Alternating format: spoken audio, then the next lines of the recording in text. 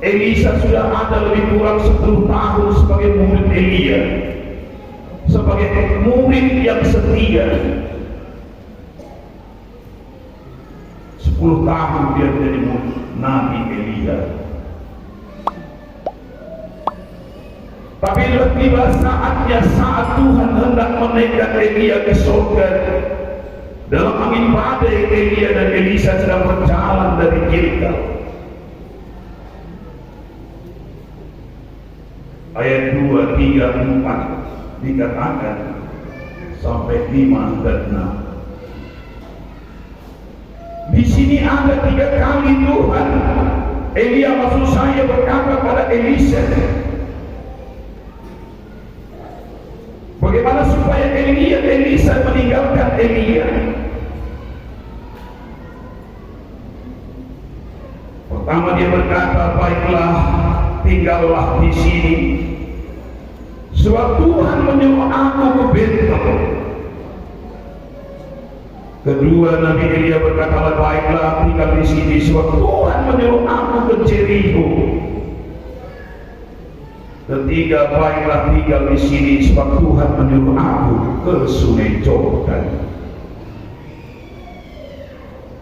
Jawaban Elisa tetap sama, saudara. Apa jawabannya? Dia bersumpah, kalau dalam bahasa dunia, dia berjanji kepada Tuhan dan kepada Nabi sendiri. Demi Tuhan yang hidup dan demi hidupmu sendiri, Nabi, aku tidak akan meninggalkan engkau. Padahal waktu mereka sudah ada di mana, di tempat yang pertama di Betel. Di Betel pun ada rombongan Nabi yang mereka jumpa. Hei Elisa, tidak kau tahu kau bahwa hari ini Tuhanmu itu akan diangkat? Apa kata Elisa? Diamlah, aku tahu, diamlah. Sampai di Jericho juga perkataan yang sama ada. Serombongan Nabi juga berkata kepada Elisa, hei Elisa, orang-orang Nabi di Jericho tahu bahwa Elia akan diangkat. Elisa tetap menjawab bersama, aku tahu, diamlah. Sampai di Sungai Jordan juga demikian. Ada 50 nabi, serombongan 50 nabi berjalan. Awalnya mereka mengikutinya, tapi akhirnya meninggalkannya. Dia lihat saja dari jauh apa yang bakal terjadi. Berarti kenaikan Elia berangkat ke surga sudah menjadi apa namanya? Bukan lagi tersembunyi, saudara. Berarti keberangkatan Elia ke surga adalah suatu hal yang telah menggetarkan baik dari Jericho, baik daerah Betel, baik daerah Jordan sudah menjadi tenang. Semua nabi tahu kok. Tapi apa masalahnya di sini, saudara, kita lihat begitu banyak nabi yang mengetahuinya, tapi cuma satu pribadi yang setia. Orang itu sekedar tahu ya memang hari inilah hari terakhirnya mungkin di dunia ini, dia akan berangkat.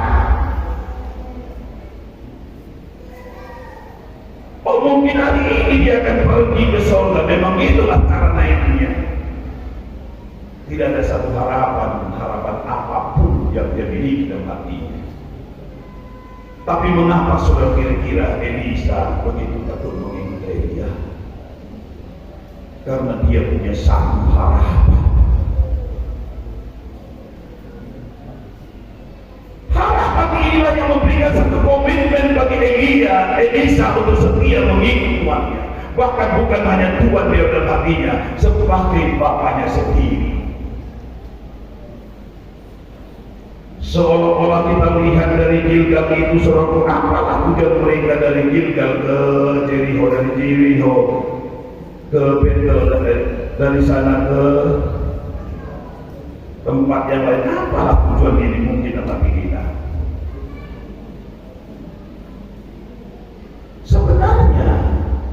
Elia memberikan pengajaran kepada Elisa.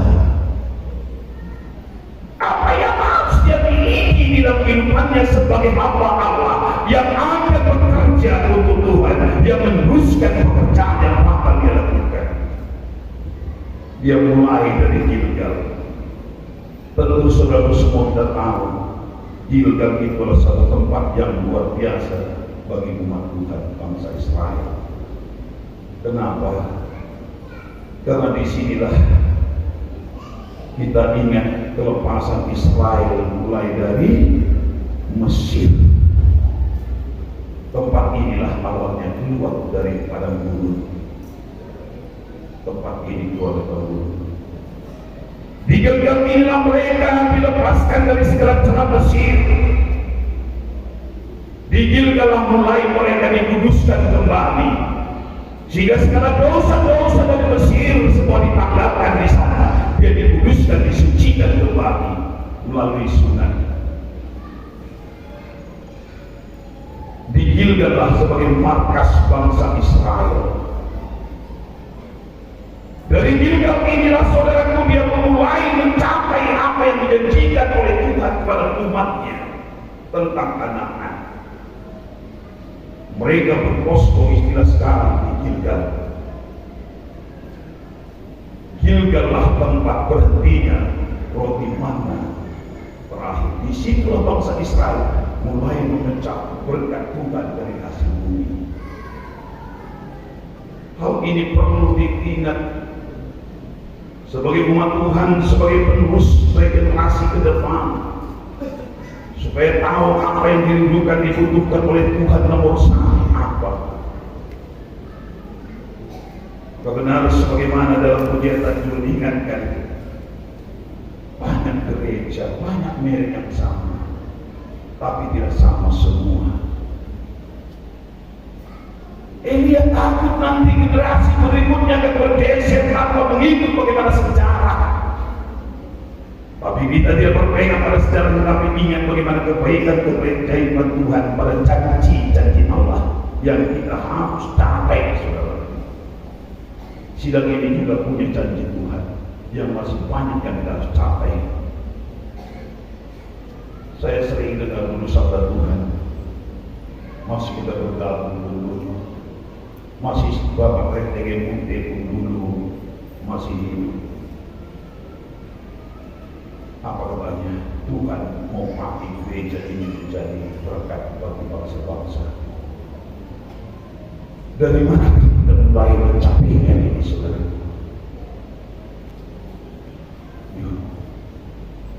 Kalau sidang jadi besar berulang-ulang kali kita dengar ribuan jiwa dan selamat. Memang orang Kristen terus bertumbuh, tapi gereja kita kurang bertumbuh, saudara.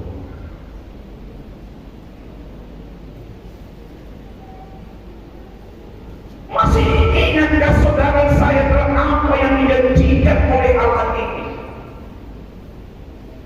Elisa harus dibaharui kembali hatinya ke sana untuk mengingat segala janji-janji yang dijanjikan Tuhan, supaya dia hidup kembali, saudaraku.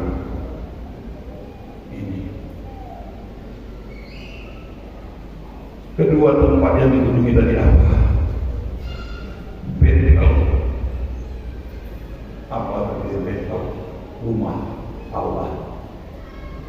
Tapi di sini yang perlu kenang adalah